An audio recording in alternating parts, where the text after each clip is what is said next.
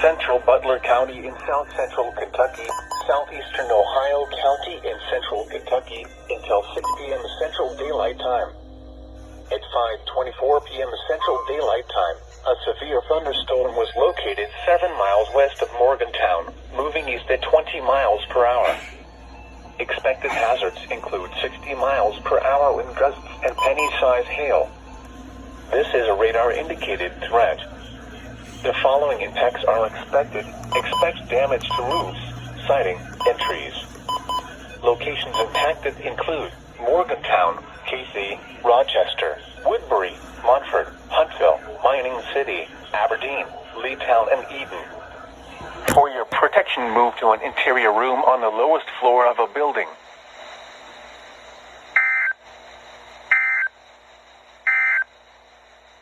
Here is the hazardous weather outlook. Issued at 3:39 p.m. Eastern Daylight Time, or 2:39 p.m. Central Daylight Time.